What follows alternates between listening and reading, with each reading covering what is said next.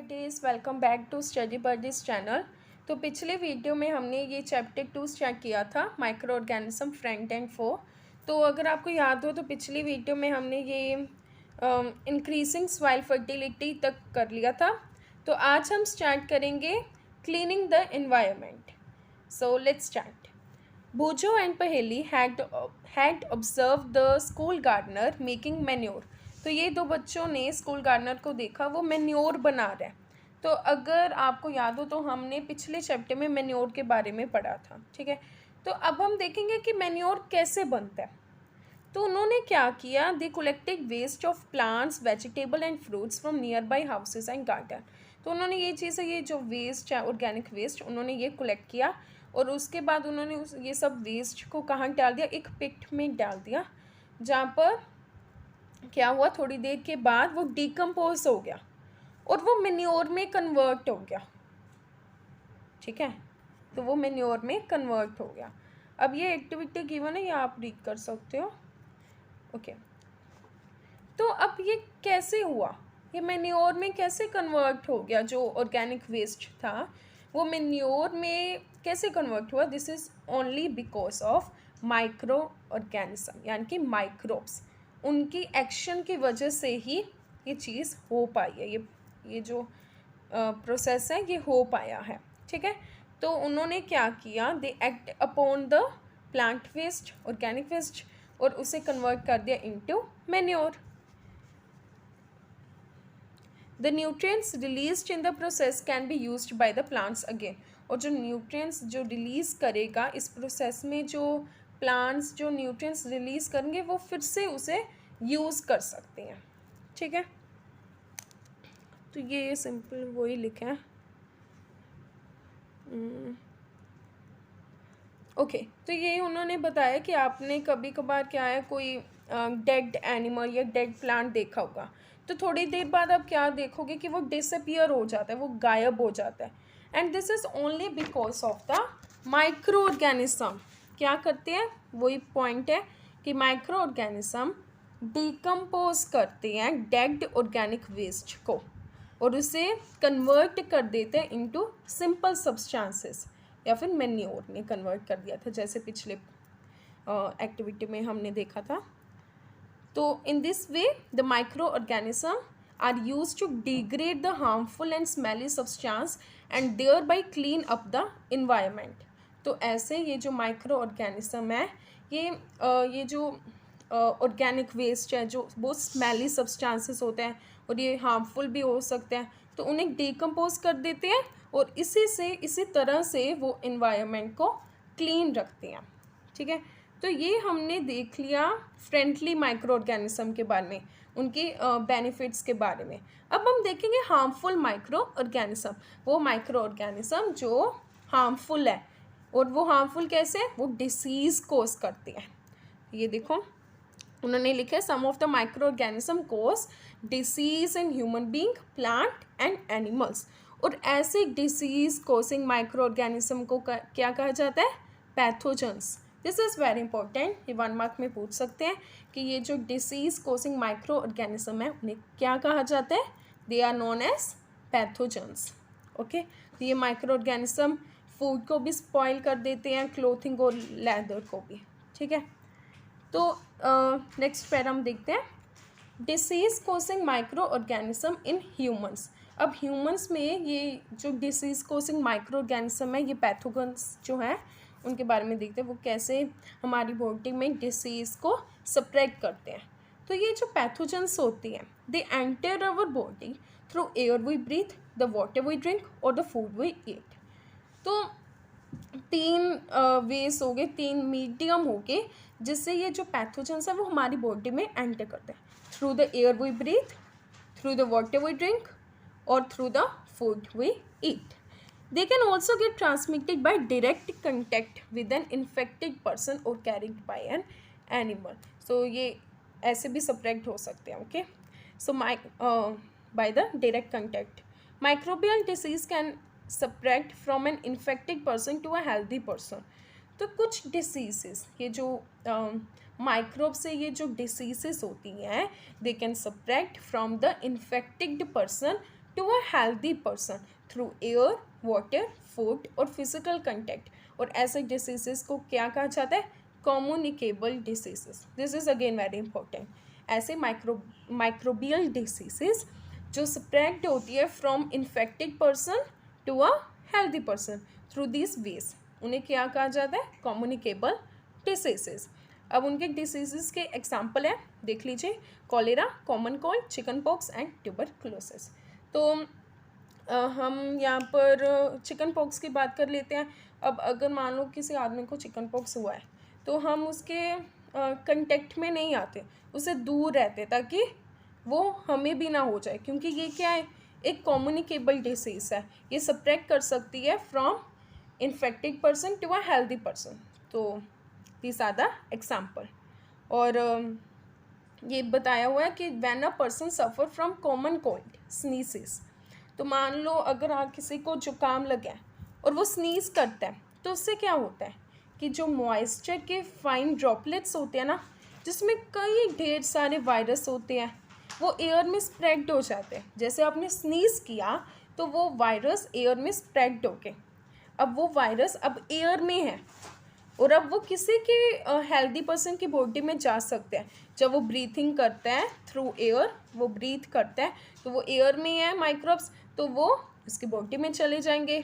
ठीक है, तो उसे भी कोल्ड हो जाएगा, उसे भी इन्फेक्शन हो जाएगी। तो इसीलिए कहा जाता है कि स्नीजिंग के दौरान we should keep a handkerchief on the nose and mouth. This is very important कि हैंकरचीफ रखना चाहिए on the nose and mouth before sneezing, while sneezing. ठीक है, ताकि वो जो वायरस है वो एयर में ना चले जाए और फिर वो किसी हेल्दी पर्सन की बॉडी में ना चले जाए, फिर उसे भी वो कोल्ड हो जाएगा, इन्फेक्शन हो जाएगी, क्या फ़ायदा है ना। तो precautions is very important. There are some insect and animals which act as a carriers of disease causing microbe.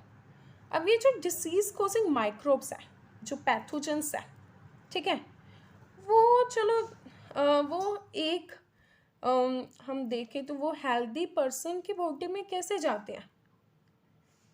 वो इंसेक्ट के थ्रू भी जाते हैं, इंसेक्ट या एनिमल्स के थ्रू भी जाते हैं, and which act as a carriers. So one of the carrier is house fly. तो अब वो कैसे, अब हम देखेंगे कि ये जो हाउस फ्लाई होती है वो कैसे एक्ट करती है एज अ कैरियर, और वो कैसे ह्यूमन बॉडी में ये डिसीज़ कोजिंग माइक्रोब्स को एंटर करा देती है और फिर वी गॉट डिसीज़, है ना। तो हम देखते हैं, तो ये क्या करती है, ये हाउस फ्लाई जो होती है, it's sit on the garbage and animal excreta. ये गार्बेज ऊपर बैठ कर, ठीक है, बैठ जाती है। तो इससे क्या होता है, ये जो डिसीज़ कॉजिंग माइक्रोब्स होते हैं, ये जो पैथोजेंस होते हैं, वो उसके बॉडी में स्टिक कर जाते हैं। जब एक हाउस फ्लाई किसी गार्बेज के ऊपर बैठती है तो ऑब्वियसली वो गार्बेज या कोई एनिमल एक्सक्रीट है, उसमें माइक्रोब्स तो होंगे, ये पैथोजेंस तो होंगे। तो जब वो बैठती है ना तो उसके ये जो पैर होते हैं उस पर ना स्टिक कर जाते हैं ये पैथोजेंस। और अब देखो वो वहाँ से उड़ गई, ठीक है, अब वो उड़कर मान लो कोई अनकवर्ड फूड पर बैठ गई, ऐसा फूड जिसे हमने कवर नहीं किया, ओपनली पड़ा है फूड, उस पर बैठ गए। तो अब वो जो पैथोजेंस हैं वो उस फूड पर चले जाएंगे। अब वो पैथोजेंस कहाँ आ गए? फूड पर आ गए। अब जो भी आदमी उस फूड को खाएगा तो ऑब्वियसली वो खाएगा तो पैथोजेंस उसके बॉडी में चले जाएंगे एंड ही और she will be likely to get सिक।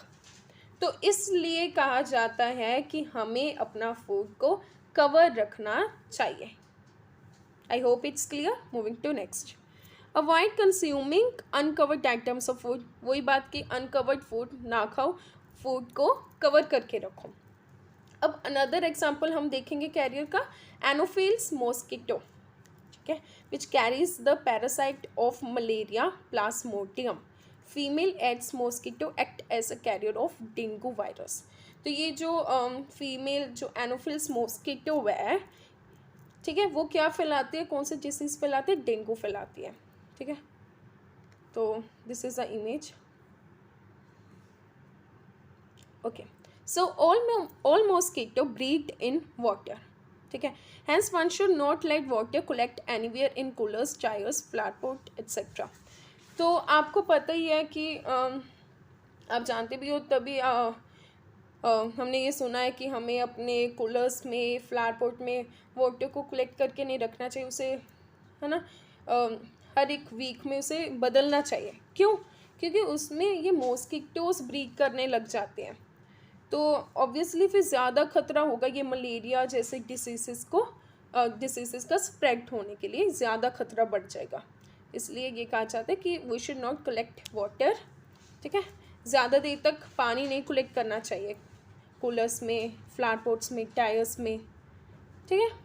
और कैसे हम इन मॉस्किटो से बच सकते हैं? By keeping the surroundings clean and dry. Okay, so ये 2 पॉइंट्स गिवन है। ओके, सो ये आप टेबल 2.1 देख सकते हो। ये है some common human diseases caused by micro organisms. तो माइक्रो ऑर्गेनिज्म से ये जो ह्यूमन डिसीजेस होती है वो बताया है कौन सी डिसीज़ होती है, कौन सा माइक्रो ऑर्गेनिज्म उसे कॉज करता है, what's the mode of transmission and what are the preventive measure, जो हमें मेजर्स लेने चाहिए। तो इतना चलो हाँ इम्पोर्टेंट है, ये डायरेक्टली पूछ सकते हैं, इसमें समझाने का कुछ नहीं है, ये आपको लर्न ही करना पड़ेगा। एक बार मैं सिंपली पढ़ देती हूँ, ठीक है, थोड़ा हम कर लेते हैं। चलो, तो ये पहली डिसीज़ है ट्यूबरक्लोसिस। कौन सा माइक्रो ऑर्गेनिज्म इसे कॉज करते हैं? Bacteria, and mode of transmission is air. Meselson, causative micro organism is virus and mode of transmission is air, ठीक है। Chicken pox, causative microorganism is virus and mode of transmission is air or by contact. Fourth is polio, causative microorganism is virus and mode of transmission is air or water. तो ये जो 4 disease है उनके preventive measure लिखे हुए हैं कि fully isolation में वो पेशेंट को रखना चाहिए, ठीक है, उसे दूर रखना चाहिए फ्रॉम अदर्स। जैसे कोरोना वायरस है तो भी ये मेजर्स ही हम लेते थे। Vaccination is must. तो next is cholera, it is caused by bacteria and mode of transmission is water और food. Second is typhoid, it is caused by bacteria by water. तो ये प्रिवेंटिव मेजर है कि फुली मेंटेन रखनी चाहिए personal hygiene and good sanitary habits. Consume करो properly cooked food and boil drinking water and vaccination. ये तो vaccination तो हर कहाँ ही है, ठीक है, it's must. Next is hepatitis A, it is caused by virus by water. तो इसलिए we should drink boil drinking water and vaccination. Last is malaria, it is caused by protozoa by mosquito. ये हम देख चुके हैं, तो इसलिए mosquito net या रिपेलेंट्स यूज़ करने चाहिए, ठीक है। Control the breeding of mosquito by not allowing water to collect in the surrounding. से हमने देख लिया कि वाटर को हमें कलेक्ट नहीं करना चाहिए। तो ये टेबल मैंने वैसे रीड कर दिया, लेकिन इसमें आपको याद रखना चाहिए, ये सिंपली पूछ सकते हैं कि ये डिसीज़ है, बताओ कौन सा माइक्रो ऑर्गेनिज्म इसे कॉज करता है और what is the mode of transmission. और अगर ज़्यादा मार्क्स में आ जाए तो वो मेजर भी पूछ सकते हैं। तो ये आपको लर्न होना चाहिए बाय हार्ट। Okay, next. तो अब है disease causing micro organism in animals. ये हमने ह्यूमन बींग्स में देखा था, अब हम एनिमल्स में देखेंगे। तो ये एग्जाम्पल हम पढ़ लेते हैं। Anthrax is a dangerous human and cattle disease caused by bacterium. तो ये एंथ्रेक्स एक डिसीज है, okay, it is very dangerous human and cattle disease which is caused by bacterium. Second one is foot and mouth disease of cattle is caused by virus. तो again याद करने की ज़रूरत है, इसमें कुछ समझाने की बात नहीं। Okay, disease causing micro organism in plants. अब हम प्लांट्स में देखेंगे। तो ओके, ये प्लांट्स का भी टेबल गिवन है, ठीक है। तो ये प्लांट डिसीज़ है, माइक्रो ऑर्गेनिज्म है और मोड ऑफ ट्रांसमिशन है। एक बार पढ़ लेते हैं। Citrus canker, micro organism is bacteria by air. rust of wheat caused by fungi, and mode of transmission is air or seed. Third is yellow vein mosaic of Binte. Okay.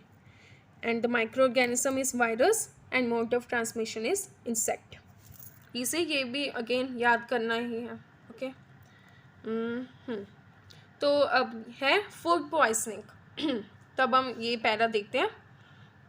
तो ये भूजो ना अपने friend के party में जाता है, तो वहाँ पर बहुत खाना पीना होता है. ठीक है. और जब वो घर आता है तो ही स्टार्टेड वॉमिटिंग. ठीक है. उसे हॉस्पिटल में लेकर जाते हैं और वहाँ डॉक्टर कहते हैं कि उसे फूड पॉइजनिंग हो गई. अभी फूड पॉइजनिंग क्या है? क्या फूड पॉइजन हो सकता है? तो हम देखते हैं कि फूड पॉइजनिंग कैसे होती है. ठीक है. अब देखो, ये फूड पॉइजनिंग तब होती है जब हम ऐसा फूड खा लेते हैं which is spoiled by some micro organism. यानी कि ऐसा फूड हम खा लेते हैं कि जिस पर ये माइक्रो ऑर्गेनिज्म ने एक्ट किया होता है और वो ख़राब हो जाता है. ठीक है. तो वो माइक्रो ऑर्गेनिज्म वो grow on our food, sometimes produce toxic substance. Okay. ये जो माइक्रो ऑर्गेनिज्म होते हैं वो ग्रो करते हैं ऑन द फूड और उस पर टॉक्सिक सब्सटेंसेस यानी कि पॉइजनस सब्सटेंस प्रोड्यूस करते हैं, जिससे वो फूड ख़राब हो जाता है और उसे खाने पर हमें फूड पॉइजनिंग हो जाती है. ठीक है. और उससे कई इवन डेथ भी हो सकती है, सीरियस इलनेस हो सकती है. इसलिए क्या इम्पोर्टेंट है कि फूड को प्रिजर्व करना, ताकि वो माइक्रो ऑर्गेनिज्म के कांटेक्ट में ना आ जाए और वो ख़राब ना हो जाए.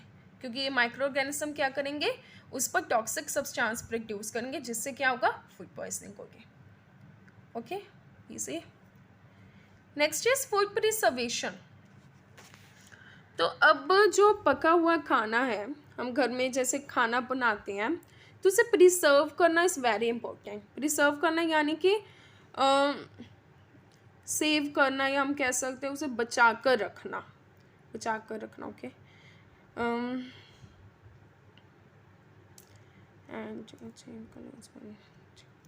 तो देखो, हमने एक एग्जांपल देखी थी कि ये जो गीली ब्रेड होती है ना, उसे हम ओपनली रख देते हैं ड्यूरिंग रेनी सीजन, तो it get attack by fungus, उस पर फंगी आ जाती है और फिर वो फूड क्या है, स्पॉइल हो जाता है और फिर उसका बैड टेस्ट आने लग जाता है, कलर भी चेंज होने लग जाता है. ठीक है. तो ये चीज़ें वो इसमें एग्जांपल दी है कि कैसे जो फूड है वो ख़राब हो जाता है और हमें लोड़ है उसे प्रिजर्व करने की. अब मान लो ये एग्जांपल है कि पहेली ने कुछ मैंगोज़ खरीद कर लाई. ठीक है. और उसने कुछ दिनों तक उसे खाया नहीं. बाद में उसने क्या देखा, वो रोटन हो गए, स्पॉइल हो गए. लेकिन वो सोच रही है कि हाँ भाई, जो मैंगो पिकल मेरी दादी बनाती है वो तो ख़राब होते नहीं इतने लंबे समय तक. तो she is confused. Let us study the common method of preserving food in our homes. तो मैं आपको बता देती हूँ कि वो जो पिकल होता है उसमें उन्होंने प्रॉपर सॉल्ट, विनेगर, शुगर, हम कह सकते हैं विनेगर, ऑयल डाला होता है, ताकि ये जो चीज़ें हैं वो एक्ट करती हैं एज अ प्रिजर्वेटिव और उसे प्रिजर्व करके रखती हैं. ठीक है. तो ये केमिकल मेथड्स हम नेक्स्ट पार्ट में देखेंगे. तो अगर आपको ये वीडियो अच्छी लगी तो लाइक कर देना, और अगर आपने सब्सक्राइब नहीं किया तो वो करना मत भूलना. Okay. So till then take care. Bye.